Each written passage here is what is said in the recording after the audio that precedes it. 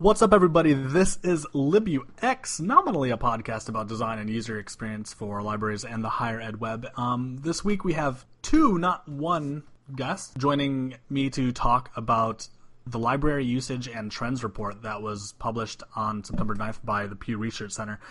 These come out every couple of years, or maybe every year, and they're really pretty interesting. But first, let me introduce Carli Spina. Hi, everyone. And Emily King. Hi, everyone. Thanks, guys, for joining me to pick through this. I guess we should all say that this report is about public libraries, and none of us are public librarians. Let's just dive into it. We're just going to kind of chat about it as we go. The link to this report will be in the show notes. And what I wanted to start with was a finding that still the number one activity in at least like public library usage is borrowing print, not e-books. And I made a case a long time ago, and I'm glad it kind of holds up, that we can kind of chalk this up to a user experience problem. The main thing being that in the avenues where ebooks could compete, like they're cheaper to produce, so they could compete on price. They're online and networked, so they can compete on cool networky things, animations and stuff. They just don't. And so if you look at this as like a UX problem, print books are better, and people would rather read them and experience those than not. And this is still true in 2016, even though, I think many of our institutions are throwing a lot of money at like vendor platforms that have e-material. Well, and I think too, like the other thing that struck me with that is particularly for libraries, and public libraries, like the experience of getting an ebook is still really difficult. And I think that's one of the things I noticed when you see that print book thing is, it's hard to use ebooks from libraries in a lot of ways. Like there's a lot of barriers to it, and print books are still fairly easy to get from public libraries and easy to understand as the public library mission.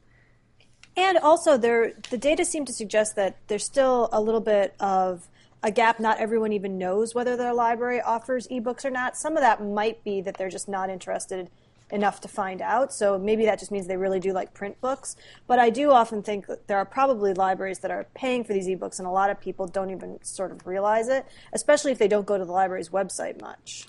And it looks like that, according to this, that the usage of the library website has dropped off too. Not significantly, I think maybe by like 2 or 3 points, but that's going down. And yeah, maybe that's also a marketing problem. The ebook services cost like a lot of money, especially given they're still reserved in the same way that physical material is. There's only like one copy available. But one thing I also noticed with that statistic is like when people were reporting what they did, they were going to get print books. But when they said like what do they want the library to do, that was very focused on programming and digital tech and being like a tech playground. So it didn't what they did and what they wanted the library to be didn't match up. And I'm wondering why that's the case, that there's such a divide between those two. Well, and I was also looking at that and kind of thinking it's so hard to know with some of these surveys exactly what people realize and what people are thinking, because the numbers about how many got help from a librarian went down, they said. But I also noticed that a lot of people said that they were going to programs, and a lot of those probably actually are taught by librarians. Mm-hmm. And that was another outreach thing for me, was I was wondering how many times do people not think of that as getting help from a librarian? How many times do they not realize that that's actually a librarian who's running the class and who has that expertise, and it's just a new way or a different way for them to get help from a librarian? Yeah, I was thinking the same thing when I read that. Like, I was like, that's a big jump in people using programming, but they're getting less help from the librarians, and that didn't seem to match up very well for me. There was a comment that a lot of the people who were saying, like, oh, what libraries should do, weren't aware of the things they were asking for actually being presented, but also weren't regular patrons of the library either. Demand from non-users versus the actual behavior of power users or regular users. It may be useful to be able to differentiate that. It's like, oh, it's like maybe 30% say that we should do X, but those 30% aren't like regular library users either. So it's probably useful to consider, if we implement X, are those 30% ever going to show up? And maybe they're not.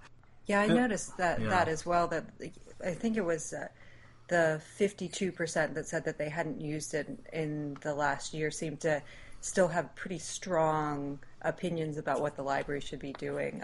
One of the biggest ones that sort of struck me with that was 50% that said that the library should definitely have 3D printing.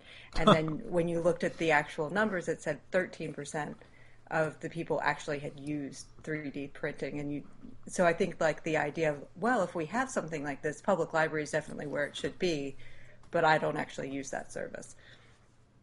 Well, and even if I think there's also always that problem that even if somebody says they'll use the service, it might be aspirational, and when the time actually came, they might not actually make time to come in for it.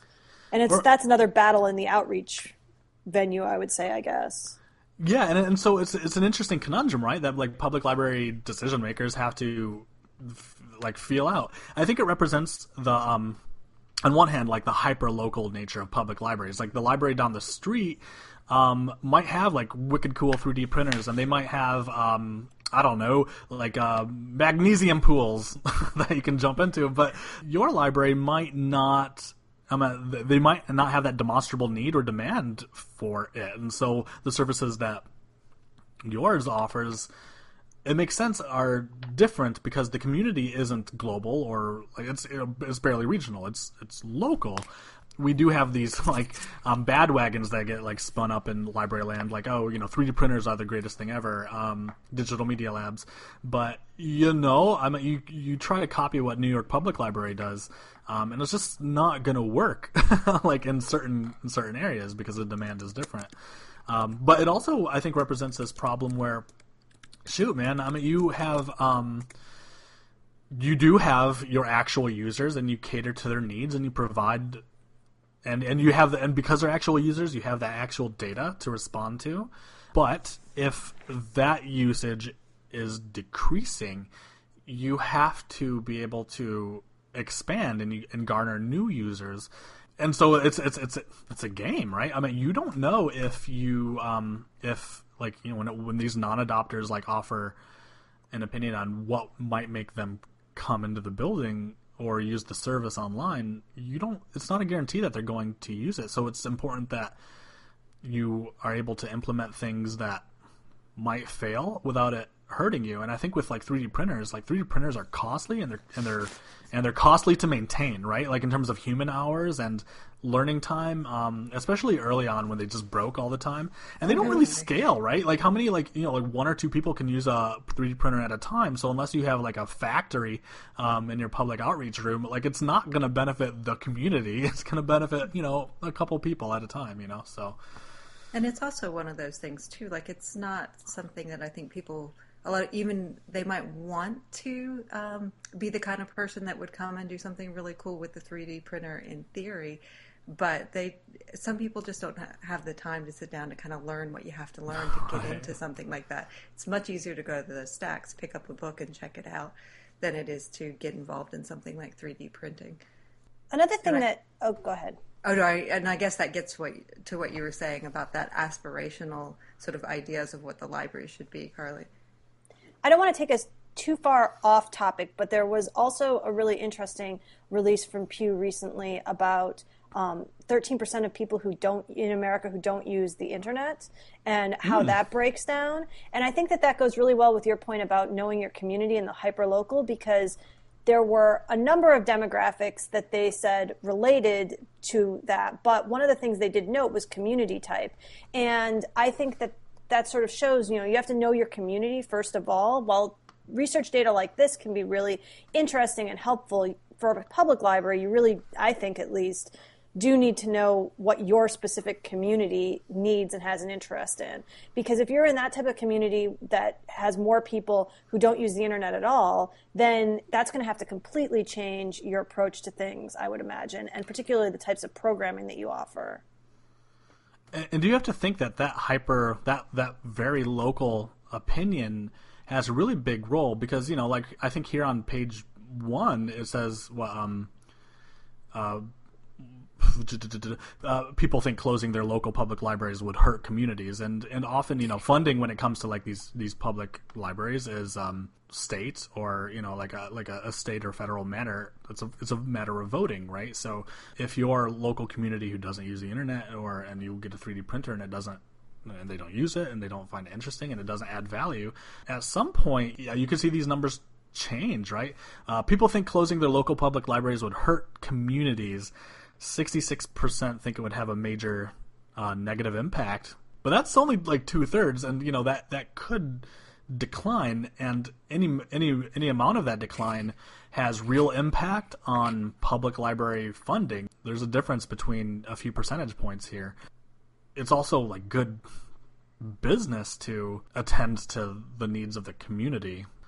When I'm trying to find that place in the report, because I think that if I remember, it was broken down by like major impact on community and then major impact on you and your family. Oh, yeah. And I felt like it was about, I think it was about people of that sort of 66%, like it was only 33% or something that said it would have a major impact on them personally. So like about half the people sort of don't think they're going to have a personal impact, but it's going to be an impact on the community. Impact on their communities, 66% agree, but impact on them and their families, only 33. It's 33% across the board. 33, like 1/3 agrees that it'll have a major impact. Another third thinks it won't have any impact at all, and the final third is sort of in between. And that's kind of scary too, because that demonstrates aspirational opinion of the library, right? These might not be users, but they're voters.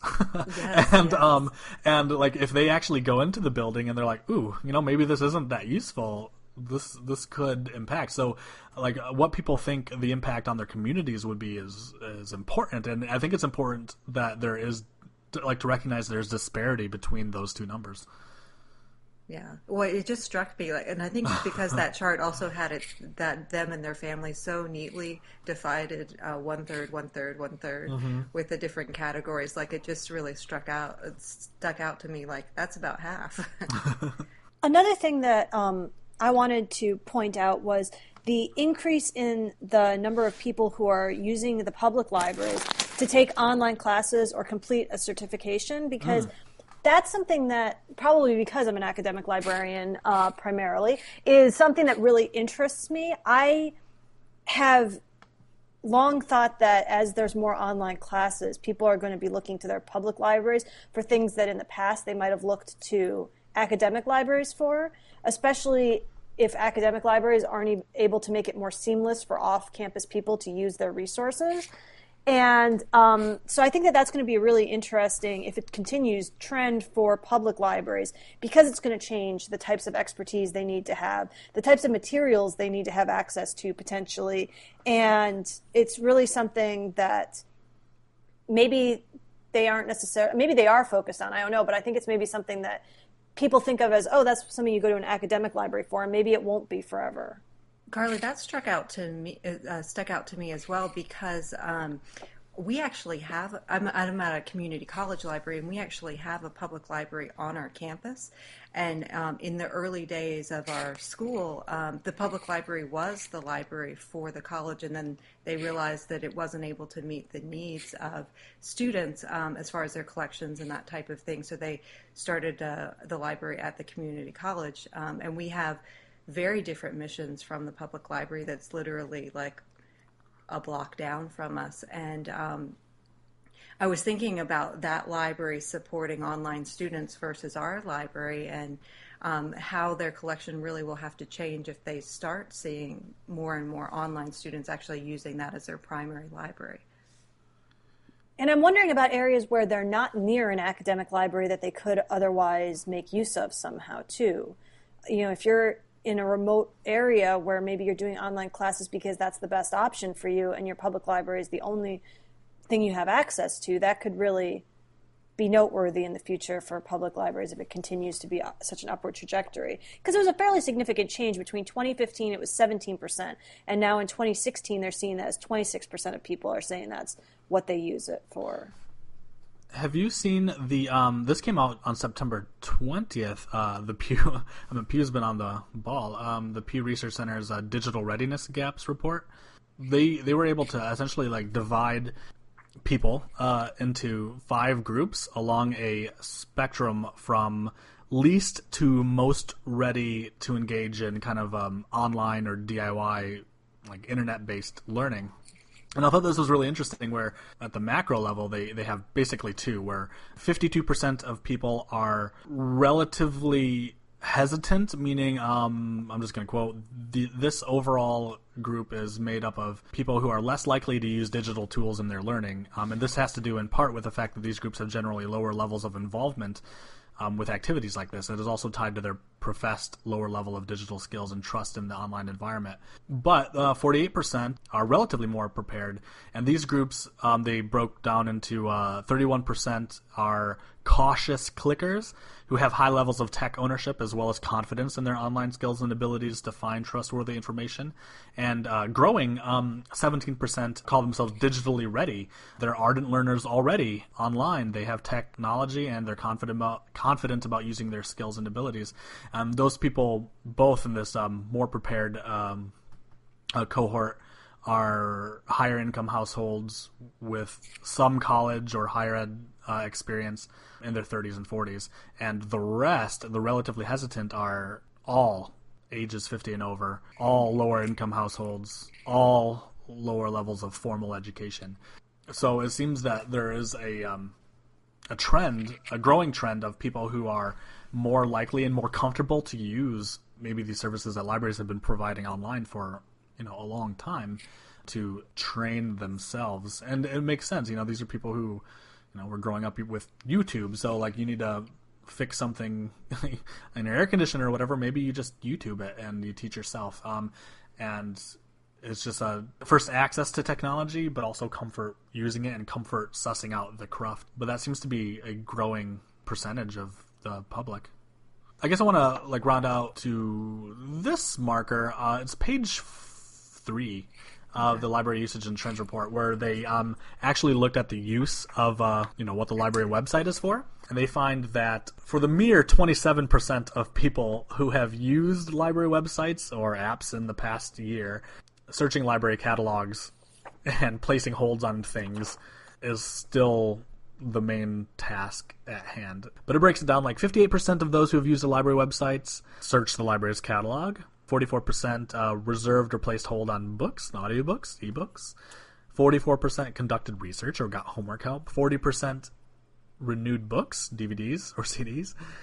37% used online databases, that's good. And 31% read book reviews or got book recommendations. And it's really interesting to me that the only one that's gone up since last year at all, and still only 2%, is conducted research or got homework help. Everything else seems to be on a slight downward or stable trend.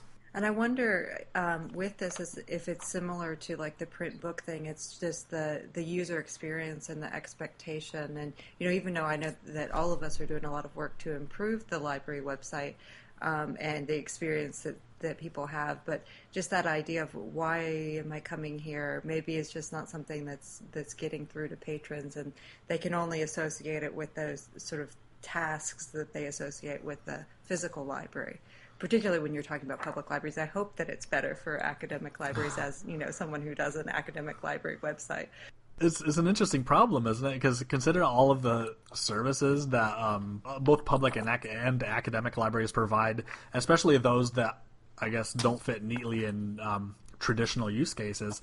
There's literally just a design challenge in how you promote or present or just communicate that you offer these services. There's only so much space. There's only so much real estate and so many techniques to say like, oh, we do all these things. Well, and also it might have to do with how people are accessing, because on the very first page they talk about how almost half, 49%, use mobile devices to access the library's website. And so maybe that... It would be interesting to do more testing, in my opinion, about sort of when are people going to your website? Are they going with a very specific task in mind? Probably most of the time. And why are they choosing to use mobile devices? Is it because that's when they normally use it? Is it because they're suddenly pulling up to the library or going past the library and they suddenly think, oh, I wonder if they have this book? It'd be really interesting to know a little bit more about why those choices are made, but I bet that drives, at least to some extent, the other numbers. Well, I think there's like corresponding research elsewhere. I might be able to drum up some links for the show notes that, part of it might be that like a greater majority of people in general, their only access to the internet is through their phone. So this might literally be, their context may be where the phone is their only access to the internet, like they're in their car or whatever, or they want to look up something quickly, but it could be other larger browsing contexts too. I wonder if I wonder if there's a role here. There's some, like, I'm sort of fascinated by this concept of like anticipatory design, where we use contextual and behavioral data of our users to sort of suggest things, and I wonder. There's issues here with privacy, but I do wonder whether, considering that all of the website that someone might see is on like 2 inches of screen, if the best opportunity here to promote services that are outside the norm or renew would be based off their existing use of the library. So like, maybe the last 5 times they visited, they were looking for books and putting them on hold.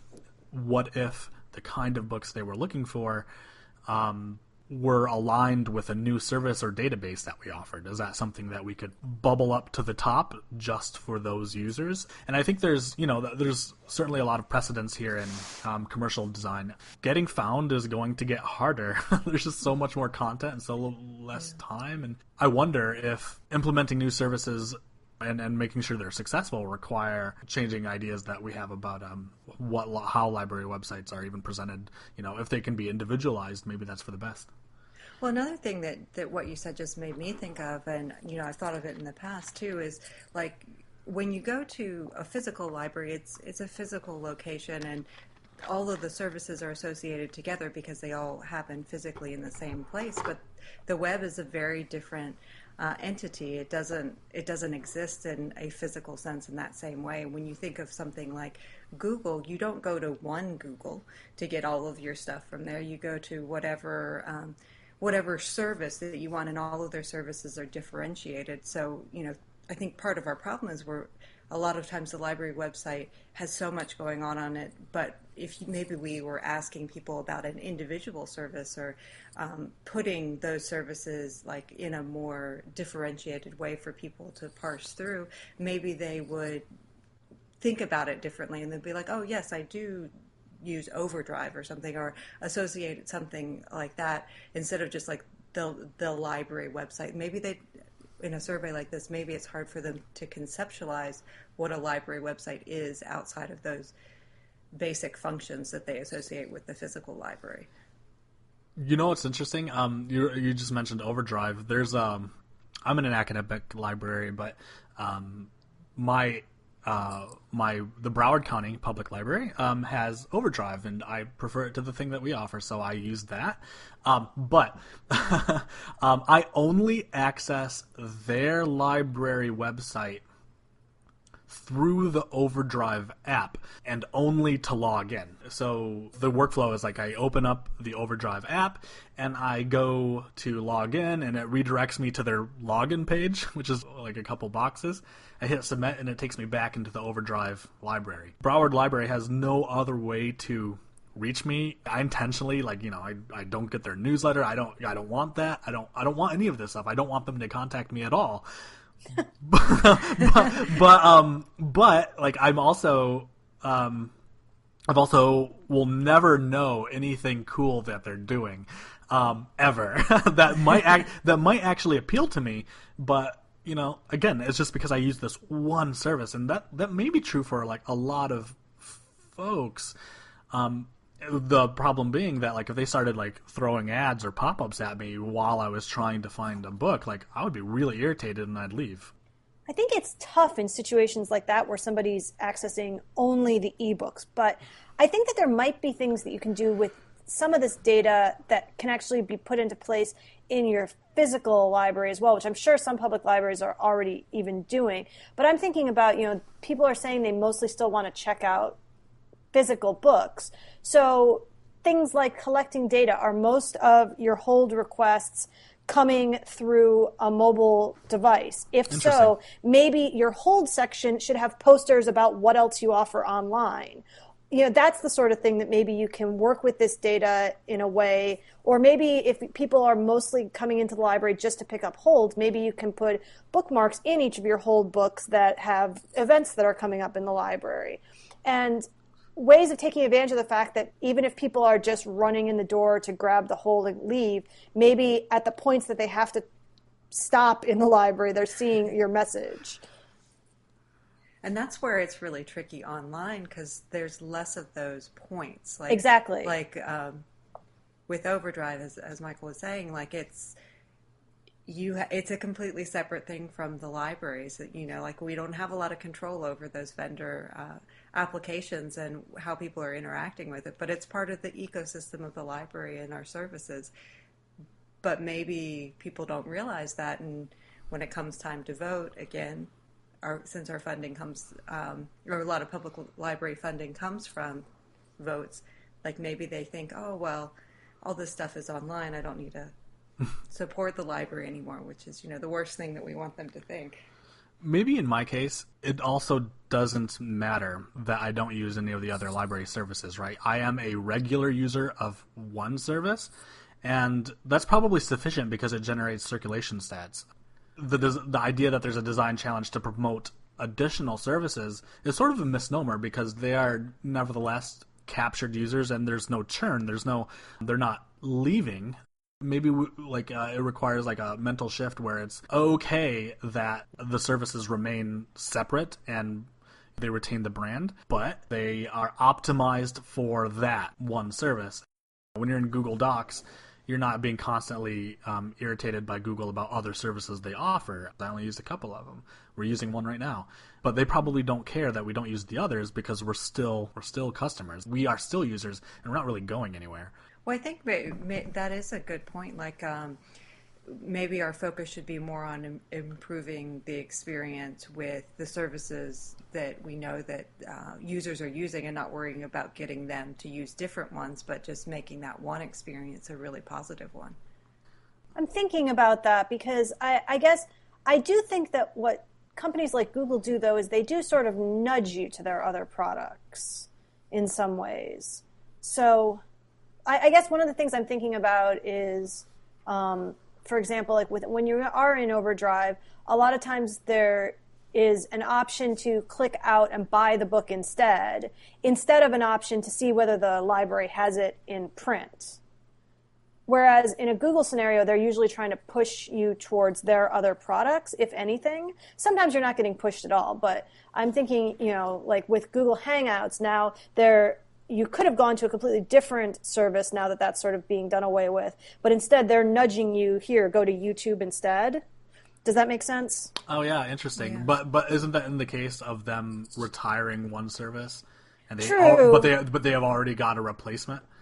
But I think that happens other times, too, where maybe they make it easier or more beneficial to use some of their other services. Sure, single sign-on. Yeah. Whereas a lot of times I think that with libraries, and it's not really our fault, often where there isn't that option, but that there isn't that. It would be nice if there was a little bit more of that. The ebooks checked out. Here's the print version that you can just stop by and pick up on the shelf, or something like that we're maybe not always taking full advantage of in a way that we could. And instead, a lot of times... Oh, no, go ahead. So I think that is a really good point, getting into this better integration between our services and the online environment, because I think we do that pretty good in person, and maybe that's more of what we're seeing rather than it's just easier for our users to integrate with the print services and the in-person services, they can see that, oh, there's a program right there that's related to something that I'm doing. But in the online, we don't do integration really well, and we just need to work on that ease of transferability, I guess it would be called. And I think that some libraries are starting to do stuff like this, but that's really where I see that there would be a way of not making it necessarily pushy, but I think there's a lot of ways we could do that. If you search the catalog for a book, make it more obvious that there's both the option for the ebook and the print version. If you search it for, like, let's say I am looking for the DVD of The Martian. Maybe it should also pop up and tell me that there's a book, because maybe I didn't realize that, and I might also want to read the book if I like the movie. If you've got an author coming to speak, maybe for the month before, as long as you have that ad for the speaking engagement up, every time somebody searches for the book, it pops up with the fact that you have an event coming up too. And that way you're not really trying to push people too heavily to go to these things, but you're just sort of taking advantage. It's sort of what you were saying about before, about taking advantage of data we can get about their interest, but instead of making it long-term data, just making it really like this one search prompts contextual. me, to know that this is something that they're interested in. And that might be a way of seeming a little bit less like we're throwing everything at them because we're not sure what they want, and instead more just organically saying, oh, because of this, we know that you might be interested in that. So like pushing them without them even realizing that they're being pushed in one direction or another to services. And instead just having it be something that because they see it, I think that most people probably wouldn't even see that as being pushed, and instead they would just be happy about it, if anything. Like they would either ignore it or they would be really interested to know that information was out there. So it almost seems like it's not, I'm certainly not saying that it's easy to do with our current systems, but I think that it could be beneficial. I think that's a really good place to leave it. Carli, where can people find you online, or is there anything that you want to drive attention to, like any current projects you're working on or a blog? Well, people can find me online probably most easily on Twitter, where it's just at Carli Spina is my Twitter name, so that's really easy. And yeah, always reach out to me on Twitter. I'm very available there. What about you, Emily? The best place to find me as well is Twitter. My username is Emily King at CSN, and at is spelled out as AT. Emily King is a very common name, so you have to be a little creative with the usernames. Thank you so much, guys, for joining me. I think this turned out really well. I hope I can have you guys on again. I think we were kind of leaning towards some tangents that I would love to explore.